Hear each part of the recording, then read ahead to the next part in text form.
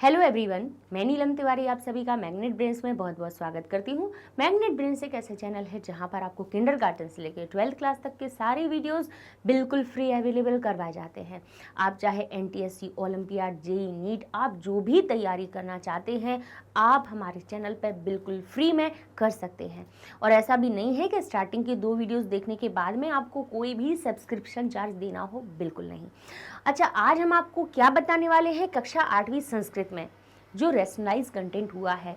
इसका मतलब क्या है कि आप कक्षा 8वीं में कौन सी पुस्तक पढ़ रहे हैं संस्कृत के लिए? रुचिरा, जो कि सीबीएसई एनसीईआरटी ने आपको दी है पढ़ने के लिए, उसके तृतीय भाग को पढ़ रहे हैं।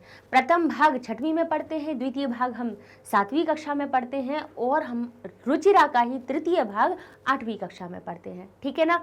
अच्छा, इसमें से कुछ हमारे पाठ हैं जिनको हटा दिया गया है। वो कौन कौन से हैं? केवल एक ही है। बाकी 6वीं और 7वीं में तो 2-2 बता दिए हैं हमने कौन कौन से हटाए हैं, लेकिन इसमें केवल हमारा एक अध्याय है जो है 15वां। पंचदश जो पाठ है 15वां पाठ है जिसका नाम है प्रहेलिका यानी पहेलियां। वो वाला पाठ अब आपको नहीं पढ़ना है, ठीक है ना। इस पाठ को आपकी पुस्तक से हटा दिया गया है, लेकिन हो सकता है कि कुछ बच्चों ने, आपके पेपर खत्म हुए थे, आपकी परीक्षाएं समाप्त हुई थी, उसके बाद से ही आपने पढ़ना शुरू कर दिया हो और हो सकता है इस पाठ को भी पढ़ लिया हो।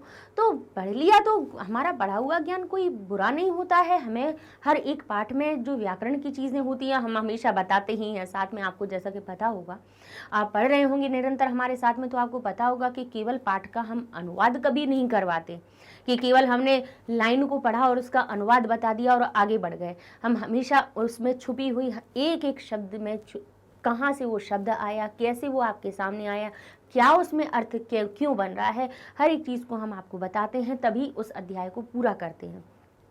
तो पढ़ा होगा आपने इस पाठ को, तो उसमें आपने नई चीज़ें सीखी होंगी, तो उसमें कोई हमें परेशानी नहीं होनी चाहिए।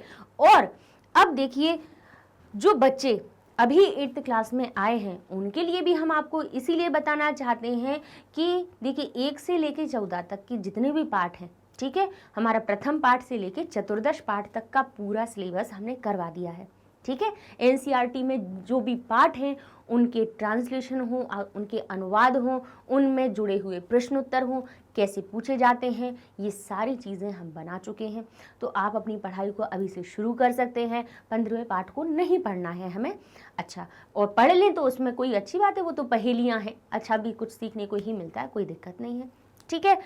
अच्छा, और इसी के साथ साथ में एक और चीज़ हमें ये बतानी है कि एनसीईआरटी की रुचिरा पुस्तक को तो हमने पूरा करवाया ही है, साथ साथ में हमने व्याकरण भी करवाई है। व्याकरण की हालांकि कोई अलग से पुस्तक नहीं है, हर एक जो स्कूल वाले होते हैं वो सभी अपने अपने हिसाब से कोई भी प्राइवेट पब्लिकेशन की किताब को लेकर के आपको व्याकरण सिखाते हैं, लेकिन हमने आपके स्तर की, यानी आपको 8वीं कक्षा तक संस्कृत को आप जैसे जैसे पढ़ रहे हैं और आपको आगे भी संस्कृत को पढ़ने के लिए किस स्तर की व्याकरण की ज़रूरत होगी, कौन सी संधियां आपको आनी चाहिए, कहाँ से आपको प्रत्यय पता होने चाहिए, ये सारी चीज़ें, कौन कौन से शब्द रूप होने चाहिए, धातु रूप होने चाहिए, इन सब के वीडियो भी हमने बना दिए हैं, जिसकी प्लेलिस्ट आपको, आप YouTube पे जाएंगे तो वहाँ पर भी मिल जाएगी, आप वेबसाइट पे जाएंगे तो वहाँ पर तो और भी अच्छे से सारी चीज़ें ऑर्गेनाइज हैं, जिसमें कि आपको बिल्कुल समझ में आ जाएगी कि ये 8वीं कक्षा की एनसीईआरटी है, रुचिरा पढ़नी है और उससे जुड़ी हुई व्याकरण है वो हमें कैसे पढ़नी है।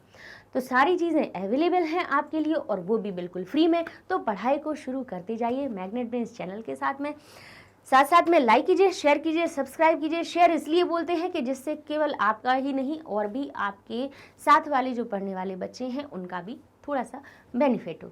तो मिलेंगे अगले वीडियो में, कुछ ना कुछ हम आपके लिए नया लेके आएंगे। तब तक के लिए धन्यवाद।